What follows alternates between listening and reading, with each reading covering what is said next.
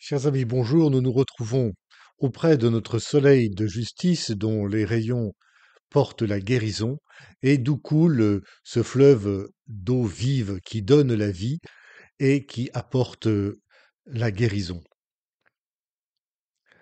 Alors, peut-être la semaine dernière, quand je vous ai parlé du sacrement des malades avec la personne qui avait Alzheimer, vous vous souvenez, vous vous êtes dit à un moment de mon récit, ah, un miracle va se passer. Le fait de mettre de l'huile et de prier sur cette personne âgée avec Alzheimer, peut-être qu'elle va guérir. Et puis, peut-être avez-vous été un peu déçu quand j'ai dit qu'elle n'avait pas guéri, mais que c'était au contraire les gens qui étaient autour, qui étaient tout rayonnants de joie. Ils étaient guéris en quelque sorte de leur désespoir. Ils étaient guéris de leur tristesse, de leur accablement.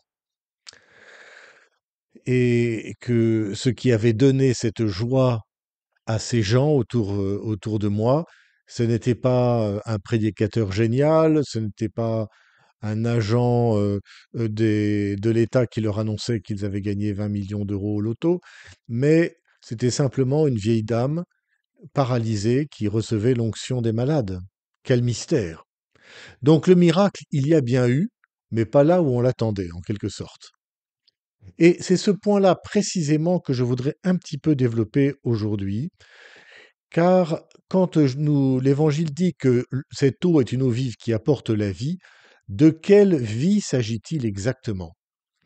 Est-ce que c'est une super vie qui nous est donnée par Dieu, c'est-à-dire que eh bien, les malades guérissent, nous évitons des maladies et des problèmes, grâce à cette vie, nous deviendrions riches, ou intelligents, ou beaux, ou que nous réussirions tout ce que nous faisions? Vous l'avez compris, cette vie n'est pas celle-ci. Celle qui est donnée par l'Esprit Saint, ce n'est pas celle-là. Alors vous me direz, bah alors à quoi ça sert? Parce que si ça me sert à rien ici-bas sur Terre, bah, je vais m'en passer. Parce que à quoi bon on perd du temps à aller à la messe et à aller à l'aumônerie finalement? Encore plus perdre du temps à être baptisé. Alors bon, en disant cela, je vous provoque un peu, mais je suis sûr que ces pensées habitent aussi un peu votre cœur. Mais ce qui habite principalement votre cœur, c'est que vous savez que cette vie, c'est une vie autre, c'est une vie qui vient de Dieu, c'est une vie supernaturelle. Ce n'est pas une super vie naturelle où tous les problèmes seraient résolus, c'est une vie comme celle de tout le monde, mais surnaturelle, c'est-à-dire éclairée, irriguée d'une vie qui n'est pas de cette terre, qui est une vie qui vient de Dieu, qui est surnaturelle. La joie des personnes qui étaient autour de cette personne d'Alzheimer ou la joie de la vieille dame qui était sous sa forêt de tuyaux, comme je vous l'expliquais la dernière vidéo, cette joie-là, elle ne vient pas de la terre. Elle ne vient pas du fait que le médecin lui a annoncé qu'elle va être guérie demain.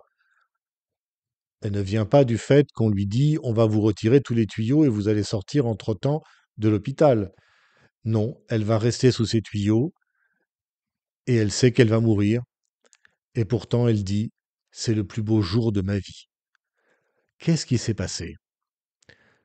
Eh bien, elle a fait l'expérience sur son lit d'hôpital d'une vie qui vient de Dieu, d'une vie surnaturelle qui remplit son cœur. Alors que rien sur la terre ne peut lui donner de joie, pas même la présence de ses enfants et de ses petits-enfants ne lui a donné une telle joie, parce que les petits-enfants et les enfants, ils étaient là avant que j'arrive. Elle a dit c'est le plus beau jour de ma vie, non pas parce que sa famille était là, mais parce qu'elle avait reçu le sacrement des malades devant sa famille. C'est tout à fait différent. Et donc cette joie, elle ne vient pas de ce que la terre peut lui apporter, même de ce qu'il y a de plus beau, c'est-à-dire la famille. Elle vient d'en haut. C'est une joie qui vient de Dieu, qui est surnaturelle.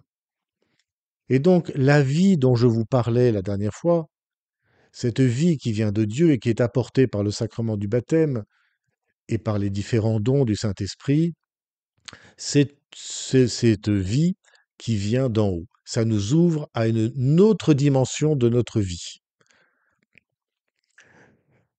et ce n'est pas la solution au problème de notre vie. Vous voyez, personnellement, je suis prêtre, j'ai consacré toute ma vie à cette autre vie. Ça ne m'a pas empêché d'avoir un cancer, d'avoir une attaque cardiaque, d'être malade, d'avoir toutes sortes de problèmes comme tous les hommes de la vie de cette terre. Je ne suis pas épargné par les problèmes, mais j'en ai pas plus que d'autres. Seulement, il y a au fond de moi cette source qui fait que même à l'hôpital, eh bien, j'ai pu vivre de très grandes joies, vraiment de très grandes joies. Ça vient d'en haut. Et cette source mystérieuse, c'est celle que se préparent à recevoir nos quatre amis de l'aumônerie aujourd'hui, deux en 3 en seconde et un en quatrième. C'est ça qu'ils veulent au plus profond d'eux.